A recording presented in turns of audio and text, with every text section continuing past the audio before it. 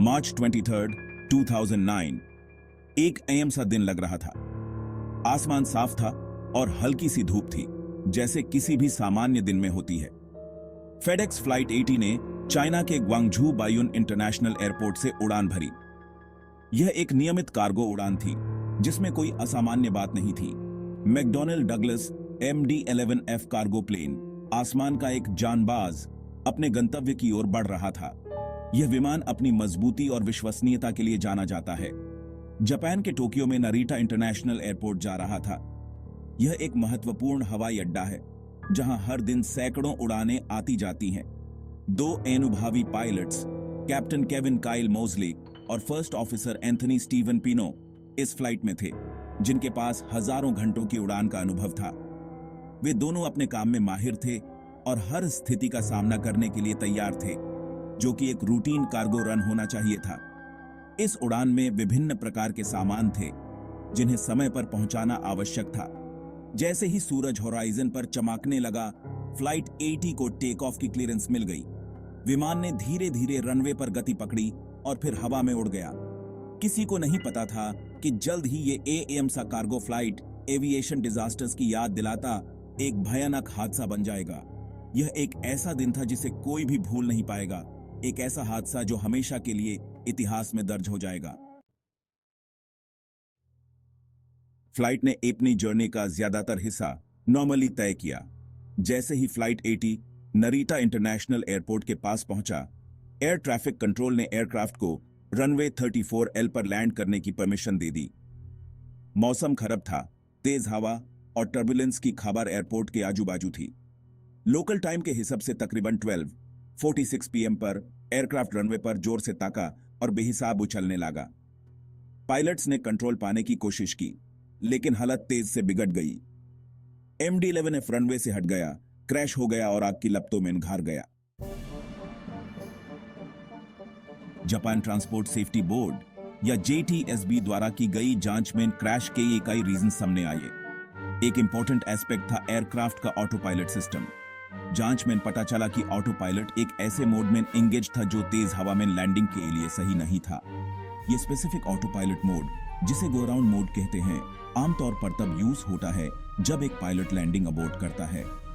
Landing के दौरान engage होने पर गो अराउंड मोड पायलट की एयरक्राफ्ट की पिच और थ्रस्ट को प्रिसाइज एडजस्टमेंट्स करने की एबिलिटी में दखल अंदाजी कर सकता है। हालांकि क्रैश में ऑटो पायलट का रोल इंपॉर्टेंट था, JTSB की जांच ने ह्यूमन एरर के क्रिटिकल रोल पर भी लाइट डाली। जांच में पता चला कि पायलट्स ऑटो पायलट के गलत मोड को समझ नहीं पाए और टाइम पर उस पर ध्यान नहीं दे पाए। इसके अलावा पायलट्स का इनिशियल हार्ड लैंडिंग पर रिस्पॉन्स भी सही नहीं था। जांच ने निष्कर्ष निकाला कि पायलट्स ने सही रिकवरी टेक्निक्स अप्लाई नहीं की थी, जिससे सिचुएशन और बिगड़ गई और सक्सेसफुल रिकवरी नामुमकिन हो गई। Section 5 the aftermath and investigation. हादसे के बाद और जांच। जब फेडेक्स फ्लाइट 80 क्रैश हुआ तो इसने एविएशन इंडस्ट्री को हिलाकर रख दिया। यह एक ऐसा हादसा था जो सभी के लिए एक बड़े झटके से कम नहीं था। फेडेक्स फ्लाइट 80 की क्रैश ने एविएशन इंडस्ट्री को हिलाकर रख दिया। इस हादसे ने न सिर्फ इंडस्ट्री के लोगों को बल्कि आम जनता को भी प्रभावित किया। लोगों ने एयर ट्रैवल के इनहेरेंट रिस्क्स को फिर से महसूस किया। दोनों पायलट्स की मौत ने एयर ट्रैवल से जुड़े इनहेरेंट रिस्क्स की याद ताजा करा दी। यह एक याद दिलाने वाला पल था कि एयर ट्रैवल कितना रिस्की हो सकता है और इसने एविएशन सेफ्टी के मामले में नए सवाल उठाए। JTSB, जो कि अपनी जांच की पहचान और एविएशन सेफ्टी के प्रति समर्पित है, ने डिजास्टर के रूट कॉजेस का पता लगाने के लिए एक व्यवस्थित जांच शुरू की। JTSB ने इस हादसे के बाद तुरंत एक्शन लिया और एक कॉम्प्रिहेंसिव इन्वेस्टिगेशन शुरू की। जांच में एयरक्राफ्ट की फ्लाइट डेटा रिकॉर्डर और कॉकपिट वॉइस रिकॉर्डर का एनालिसिस, रैकेज की जांच और गवाहों के इंटरव्यू शामिल थी। ये सभी चीजें मिलकर एक क्लियर पिक्चर बनाने में मदद करती हैं कि हादसा कैसे और क्यों हुआ। JTSB का मुख्य उद्देश्य क्रैश के करीब जाने वाले फैक्टर्स का पता लगाना था और इस तरह की ट्रेजेडीज को भविष्य में होने से रोकने के लिए तरीके खोजना था।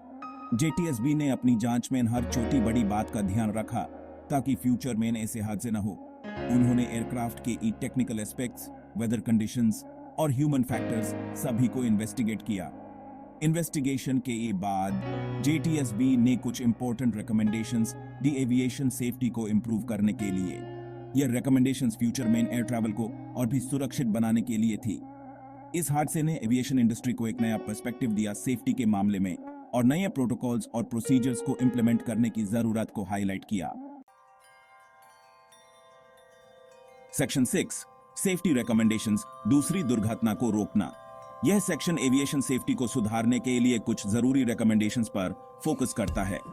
अपनी फाइंडिंग्स के आधार पर JTSB ने आइडेंटिफाइड इश्यूज को एड्रेस करने और एविएशन सेफ्टी को बेहतर करने के लिए सेफ्टी रिकमेंडेशंस की एक सीरीज जारी की। ये रिकमेंडेशंस एविएशन इंडस्ट्री के हर पहलू को सुधारने के लिए हैं, जिसमें pilot training, standard operating procedures और इमरजेंसी रिस्पांस प्रोटोकॉल्स शामिल हैं।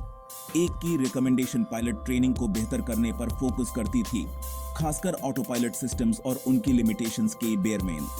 पायलट्स को ऑटो पायलट सिस्टम्स के सही इस्तेमाल और उनके लिमिटेशंस को समझने के लिए एडवांस ट्रेनिंग मॉड्यूल्स इंट्रोड्यूस किए गए हैं। यह ट्रेनिंग पायलट्स को इमरजेंसी सिचुएशंस में भी सही फैसले लेने में मदद करेगी।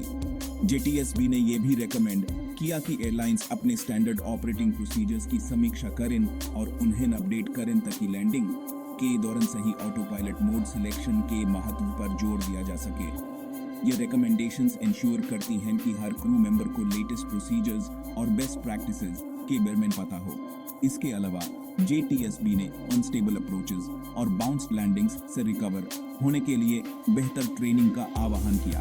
यह ट्रेनिंग पायलट्स को डिफिकल्ट लैंडिंग सिचुएशंस में भी एयरक्राफ्ट को सेफली लैंड करने के लिए तैयार करती है। इसके जरिए पायलट्स को रियल वर्ल्ड सिनारियोज में प्रैक्टिस करने का मौका मिलता है, जो उनकी स्किल्स को और भी एनहांस करता है। इन सभी रिकमेंडेशंस का मकसद एक ही है, एविएशन सेफ्टी को बेहतर बनाना और दूसरी दुर्घटना को रोकना। सेक्शन 7 पायलट ट्रेनिंग और प्रोसीजर्स में बदलाव। JTSB की रिकमेंडेशंस के जवाब में एविएशन इंडस्ट्री ने सेफ्टी को बेहतर करने के लिए काफी कदम उठाए। पूरे विश्व में एयरलाइंस ने अपने पायलट ट्रेनिंग प्रोग्राम्स में बदलाव किए, जिसमें इन ऑटो पायलट मैनेजमेंट, विंडशीयर रिकवरी और क्रू रिसोर्स मैनेजमेंट पर स्पेसिफिक मॉड्यूल्स शामिल किए गए। ये ट्रेनिंग प्रोग्राम्स पायलट्स को चैलेंजिंग सिचुएशंस को पहचाने और उनका इफेक्टिवली जवाब देने के लिए नॉलेज और स्किल्स प्रोवाइड करने के लिए डिजाइन किए गए थे, जैसे कि FedEx फ्लाइट 80 के क्रू ने सामना किया था। सेक्शन 8 एयरक्राफ्ट डिजाइन और टेक्नोलॉजी में सुधार। FedEx फ्लाइट 80 के क्रैश ने एयरक्राफ्ट डिजाइन और टेक्नोलॉजी में एडवांसमेंट्स को भी बढ़ावा दिया। एयरक्राफ्ट मैन्युफैक्चरर्स ने एनहांस्ड सेफ्टी फीचर्स को इनकॉर्पोरेट करना शुरू कर दिया, जैसे कि बेहतर autopilot systems with safeguards to prevent inadvertent mode selections during critical phases of flight. ये एडवांसमेंट्स पायलट एरर की संभावना को कम करने और ऑटो पायलट रिलायंस से जुड़े रिस्क्स को कम करने के लिए थे। FedEx फ्लाइट 80 ट्रेजेडी के प्रति एविएशन इंडस्ट्री के रिस्पांस ने कंटिन्यूअस इंप्रूवमेंट और पैसेंजर एंड क्रू सेफ्टी के प्रति समर्पित होने का उदाहरण पेश किया। सेक्शन 9 FedEx फ्लाइट 80 की लेगेसी। FedEx फ्लाइट 80 के क्रैश एविएशन सेफ्टी में विजिलेंस और कंटिन्यूअस इंप्रूवमेंट की जरूरत की याद दिलाता है। ISS ट्रेजेडी ने इंडस्ट्री में सिग्निफिकेंट चेंजेस को बढ़ावा दिया, जिसे एयर ट्रैवल सभी के लिए सेफ बना। FedEx फ्लाइट 80 से सीखे गए lessons pilot training programmes, aircraft design और एयरलाइन ऑपरेटिंग प्रोसीजर्स में इंटीग्रेट कर दिए गए हैं, जिसे यह सुनिश्चित किया जा सके कि उन लोगों की याद एविएशन सेफ्टी पर पॉजिटिव इंपैक्ट डालती रहे। सेक्शन 10 लेसन्स लर्नड को अप्लाई करना, एक सुरक्षित भविष्य। FedEx फ्लाइट 80 की लेगेसी क्रैश के तुरंत बाद से कहीं आगे तक जाती है। इस ट्रैजिक इवेंट से सीखे गए लेसन्स एविएशन इंडस्ट्री की सेफ्टी के प्रति अप्रोच को आज भी शेप देते हैं। हमें याद दिलाते हुए कि सबसे रूटीन फ्लाइट्स भी अनएक्सपेक्टेड चैलेंजेस पेश कर सकती हैं। पास्ट एक्सीडेंट्स से गेन्ड नॉलेज को अप्लाई करके, ट्रेनिंग और टेक्नोलॉजी को कंटिन्यूअसली इंप्रूव करके और सभी लेवल्स पर सेफ्टी की कल्चर को बढ़ावा देकर एविएशन इंडस्ट्री भविष्य में ऐसी ट्रेजेडीज को होने से रोकने का प्रयास करती है। सेक्शन 11 पीड़ितों को याद करते हुए, उनकी स्मृति का सम्मान करते हुए। इस त्रासदी के बाद पीड़ितों को याद रखना जरूरी है। कैप्टन केविन काइल मॉजली और फर्स्ट ऑफिसर एंथनी स्टीवन पीनो, उनके व्यवसाय के प्रति उनके समर्पण और उनके अंतिम बलिदान को कभी नहीं भुलाया जाना चाहिए। विमानन समुदाय और दुनिया भर के लोगों पर उन लोगों का ऋण है जिन्होंने सुरक्षित हवाई यात्रा की खोज में अपनी जान गंवा दी। उनकी स्मृति सभी के लिए आसमान को सुरक्षित बनाने के हमारे सामूहिक प्रयासों के महत्व की याद दिलाती रहेगी।